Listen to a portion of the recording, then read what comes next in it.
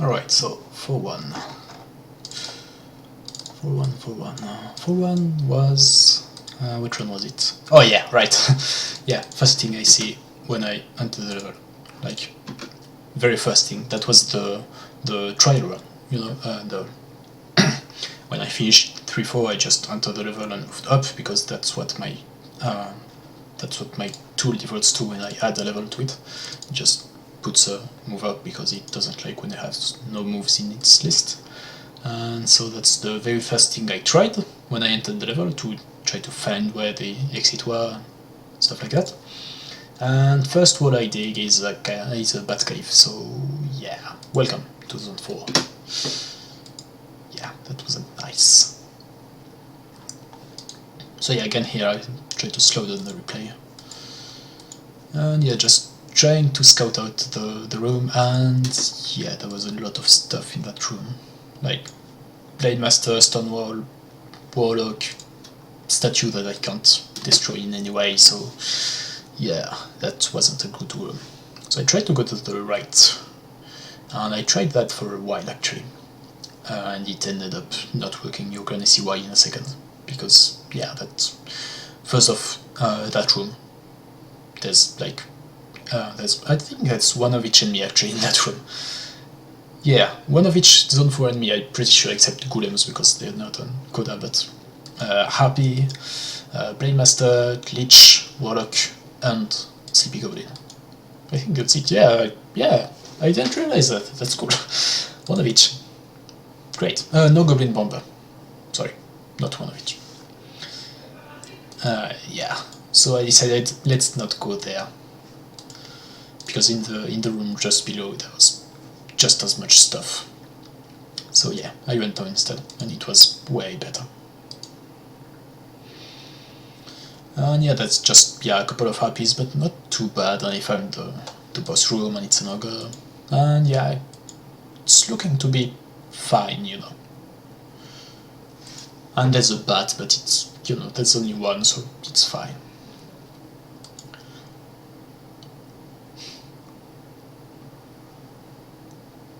And yeah, just try an hour to try to. It's a bit hard to. Enemies in Zone 4 are kind of annoying. Yeah, I tried to kill the Warlock. I thought he would move there. I thought he'd move down, and so I could just prep my dagger, throw it up, and then pick them back up, because I would have killed the Warlock, who would have been there, I think, or there, I'm not sure. Anyways, yeah, that did not work. I really wanted to kill Warlock with a dagger throw, but anyways. So yeah, I found a way to kill them. I try to move in the other room, and yeah, it's a bit messy. There's not many enemies, but there's just enough that you can't really, like, it's gonna be hard to move around there. And actually it took me a while to find a working solution for that. Yeah, I tried to go up, but yeah, bad idea. There's just as much shit in the room on top. And then yeah, killing the Happy like that, yeah, allowed me to go to the bottom. That was really good fight. And yeah, I started trying to kill the ogre the normal way, you know, just hitting it 3 times and dodging, but yeah, there's a lot of things that... The Goblin Bomber is especially annoying, because most of the time you're just gonna die on accident. Because, yeah, it's a Goblin Bomber, so... And it's especially annoying on Codad, because even if you kill it with one Coda, you can't go through it, because it drops gold. So you can only dodge it through another direction. Like, you can't just keep moving forward, and even if you dodge the gold, you can't just move left. Let's say the Goblin Bomber dies here, and the Coda attacks it that way, so that one is here. You can't just go left and then go up, because the bomb is gonna detonate when the Coda is here. So you have to dodge it all the way around. So yeah, they are a bit more annoying than in... And I don't know why I went up there. That was pretty obvious that wouldn't work. But yeah, sometimes you just try stuff, and that almost worked. That was really close. So just a tiny adjustment and coolest kill in the game. I like how I didn't even, like, I just attacked it once. I attacked the ogre once and then just let the bomb kill him. That was pretty cool. So yeah, that's for one. It was a pretty fast level actually. It was hard, but it didn't take me too many tries. Most of the difficulty was just, you know, getting there, because by that point, watching the replay every time, even if I speed it up at the max speed, took me about 2 minutes, a bit over 2 minutes. So every time I make a notification, I have to sit through 2 minutes of watching the replay at super speed. And yeah, it can get really tiring. So yeah, I just test the level and I find shit everywhere, and harpies and blade masters and, you know, zone 4 stuff. I don't know what I expected, but I found one zone 4 stuff. So yeah, I tried, yeah. That was pretty hard to make work, because your harpies are pretty annoying because they come to you before you can really react to them. You have to either kill them as they jump on you, or just run. And run in the right direction, because with 2 Codas, depending on which direction you run in, you might just end up dying anyways. So yeah, try to go around there. Found a warlock, another one, that's good. No, it's the first one on the level actually, so that's okay. And yeah, that was a bit dicey. Diagonal bounce traps, those are always fun. And yeah, I tried to make it work, lost a bit of time. I tried to not kill the goblin bombers, and then the blade master, sorry, and then I found this. And if I look at the times for those clips, for that one and the next one, yeah, that's the last clip I took on the night I was working on that. And when I saw that, I said, fuck that, I'm gonna go sleep. Because, yeah, there's a nightmare there that opened up a bat closet. And I can't make it not open the bat closet. There's no way I can do that. I can't aggro it upwards. Anyways, the exit is right there, so when it moves in the darkness, it's gonna destroy all the walls around it. So either way, it's gonna open the bat closet. I cannot prevent that. And there's a goblin bomber, and yeah, and I just go, okay, good night. I'm gonna think about that tomorrow, because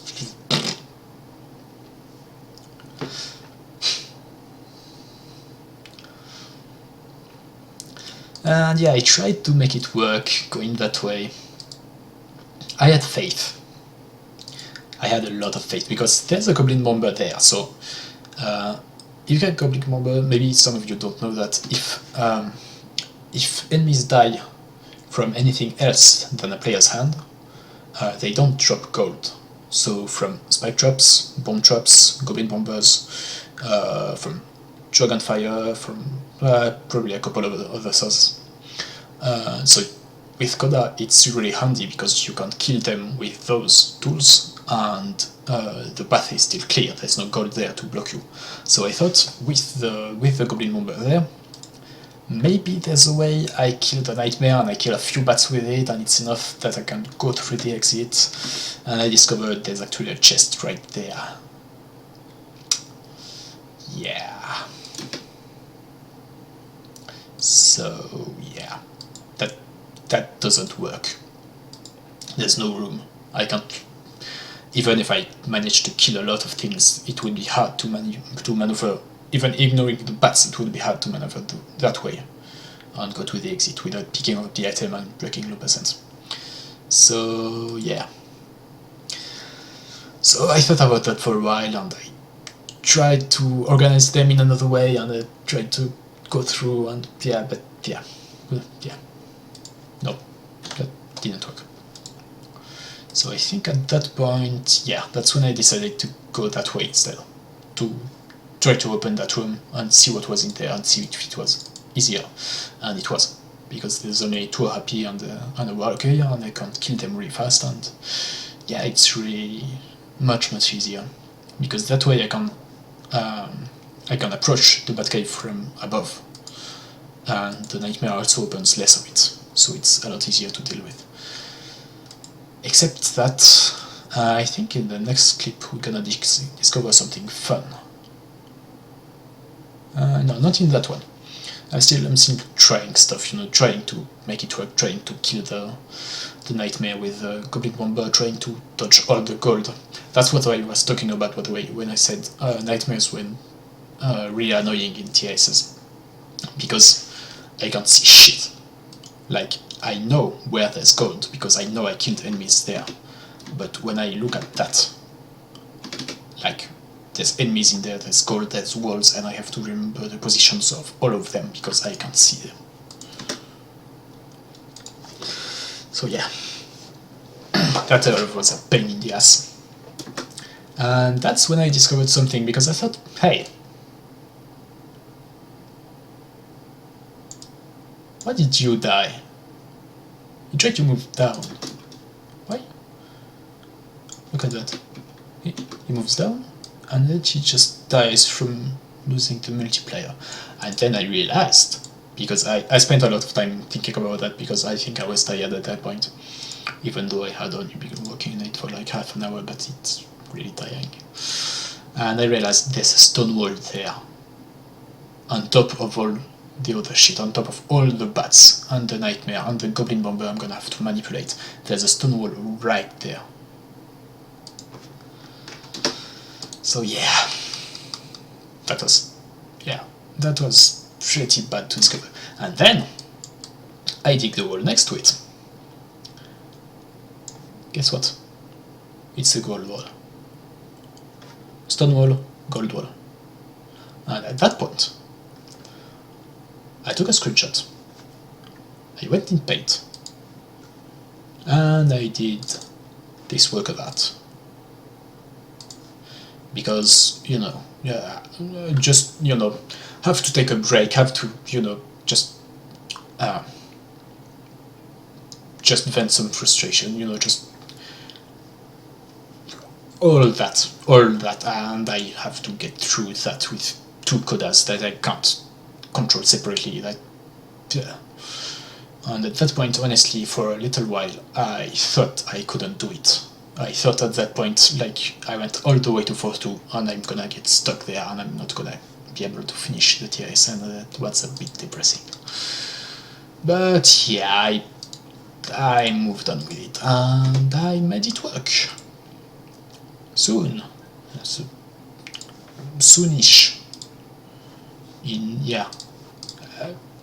Well, not too far ahead.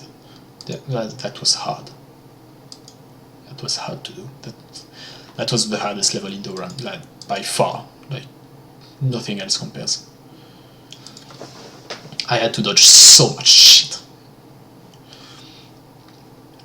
And yeah, I found that, and that was a big relief.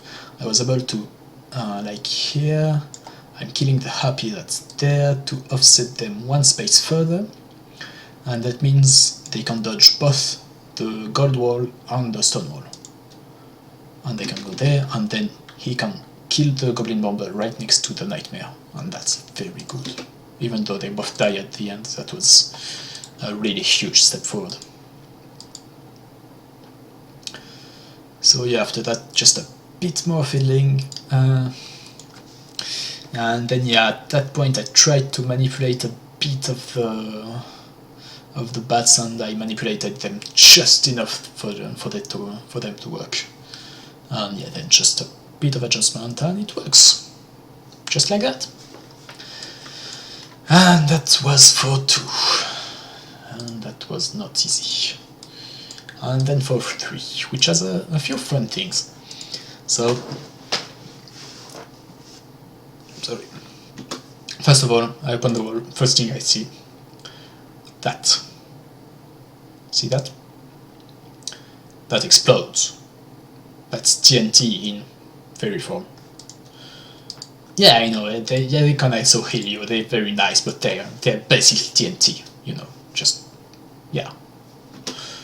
So I thought, hey, New thrust right. Nice! I'm always happy to put in thrust right. But then I wasn't quite satisfied because the Goblin Bomber and the Harpy still survive, and I kinda wanted to kill all of them, so I tried to move back to give a few more buffer beats, but it didn't really work, and there were stone walls around, so I couldn't really maneuver, so I ended up with a solution that wasn't entirely satisfying, but that worked, so... And yeah, fun fact. You can see that previous clip. Throw the dagger, and then they run away, and then try to kill the Happy, but they don't have any daggers, so it's hard to kill stuff with that weapon, actually. So what I ended up doing is... the Codad in front throws his dagger, her dagger, kills all the stuff, and then moves down.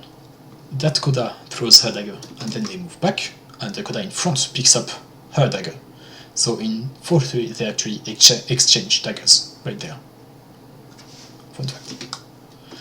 So yeah, then they kill the Happy and kill the Goblin, and that's really slow, and I'm kind of disappointed about that last sequence, but it's a true strat. It uses a pixie to explode and kill stuff, and it's cool, and I didn't want it. Anyways, yeah, that last part was a bit disappointing, but yeah, overall the level was still pretty good, so yeah. You can't do everything perfectly. And yeah, orange I'm really low because I didn't have any of those yet, so I had to have one. Of course.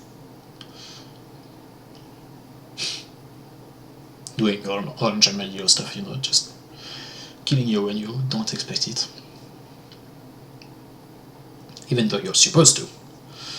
And then yeah, that was a bit complicated because you can see, I'm gonna pause here in a second, you can see there's a lot of stone walls around that boss room. There's stone walls there, there's a chest there, so I can use it to buffer once, but I can't move there again afterwards because I'm gonna pick the item. So yeah, I tried a few things. That was pretty complicated. Yeah, I tried to separate them completely so that one would go like over there and one would kill the stuff and exit the level. That didn't really work out, as you can see. And there I think there's a... I'm pretty sure... No, maybe it just dies from losing the multiplier.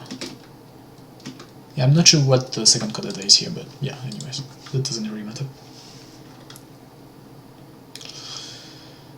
And yeah, here I have the idea of using the armadillo to offset the two Codads, so that one can take the diagonal bootstrap and cut back in a horizontal configuration.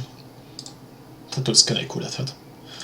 And then yeah, just kill the ogre, try to scoot through, but no, there's too much stuff. Then yeah, he found a way to kill the warlock pretty fast using the chest to buffer. So that was cool. And then at that point, that wasn't a purpose, the confusion. But I thought, hey, that one's moving towards the wall. That one's moving towards where there's nothing. No enemies, no walls, it's free who's there. Maybe I can move that Codad towards the exit and that one towards there. That would be cool. Configured strats. I loved that idea. I tried so hard to make it work. And it didn't. Because of course it didn't, because look at, there's too much stuff in there. But I still tried. I tried really hard. And yeah. And it's pretty hard to think through when you're doing a TAS with one Codad confused, because first of all, it only lasts 4 bits, so you have to keep count of how many bits you moved while you were confused. And then you have to keep track of 2 Codads moving in different directions. You can see they're just completely... yeah. Yeah, I tried a lot of things, but at some point I decided I have something that kind of works, but it's so long to get there. Like, at that point I think, yeah, like, that kind of works, and I think with a bit more fiddling I could make it work, but it's already so long, like, there has to be a faster way. And then I did that. No, sorry, that one, yeah. That one I still killed them normally. Well, I still tried to make it work, and then I just killed it, and I did that, and then next sorry, next try I just finish her, because it really wasn't that complicated if I didn't use confusion, so yeah. Not as cool, but way faster, so there you go. And on to Deep Blues. Famous Deep Blues 4. I really wanted to get Deep Blues 4, and everyone else wanted me to get it as well. Everyone was like, everyone really wanted to see Deep Blues 4. So I was glad I got that. That was fun. Except for one thing which I'm going to talk about in a second. But yeah, you can see it's pretty much just trial and error. Like, I'm trying to plan ahead, it's really hard to plan ahead when you have so many pieces to keep track of at the same time. And they all move in at different times. Yeah, I just surrounded myself with gold, because why not? Yeah, and they all move at different speeds, and they all get hurt at different points, so you have to keep track of which red ones you already hurt, and which... yeah, it's complicated. Anyways, see that? See how those two rooks moved left in sync. Look at that.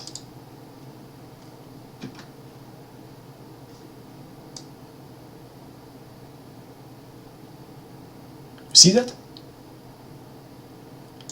I move left. They move down. I move left. They move left. Why? Why? I don't know. Honestly, I took a while to think about that and think about the possible causes, and I have no idea why they do that. And that was really depressing, because I thought I got all the way to 4-4, and I have a desync, and I have no idea what causes it, and I can't work on the replay if I don't know which path they're gonna take. And yeah, that was really bad. And a similar thing happened with Coral Reef at the same time. Sometimes when I played the replay, different set of enemies teleported when they do the diamond teleport around you, and well, not a different set of enemies, but you know how there's only 3 that teleport around you. Sometimes the drum teleported instead of the tuba, even though they're not supposed to be at the same spot. It's supposed to be the tuba spot, but sometimes the drums teleported there instead, and I have no idea why. So yeah, that was annoying. And sometimes they do, sometimes they don't, and I just crossed my fingers and tried it until it worked. And then they did it again, so my strat didn't work. I think that time it worked. No, it's still broken.